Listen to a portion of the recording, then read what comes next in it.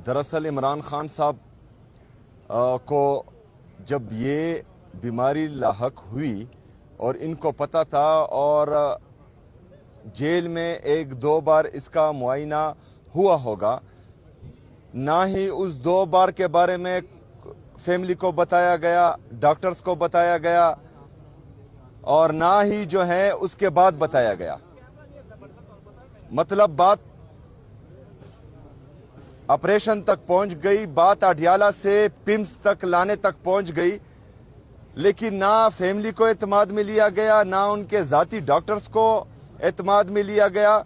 और फिर रात के अंधेरे में कौम के सबसे मकबूल लीडर को, साबका वजीर आजम को पिम्स लाया गया। उसके बाद 5 दिन मुसलसल वफाकी वज़रा ने झूठ बोला और उसने इस चीज को डिनाई किया कि इस तरह कुछ नहीं हुआ। फिर कल उनके ही वजीर ने यह तस्लीम किया कि हाँ, खान साहब को अस्पताल लाया गया है और उनका ऑपरेशन हुआ है।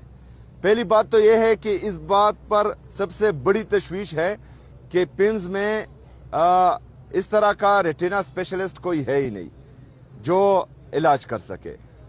दूसरी बात यह है कि जो लोग गैर कानूनी तौर पर मेरे लीडर, मेरे कायद जनाब इमरान खान साहब को, उनकी अहलिया बुशरा बीबी को जेल में कैद रखे हुए हैं, तो उन पर मजीद हम क्या एतमाद कर सकते हैं कि वो इनका ख्याल रखेंगे।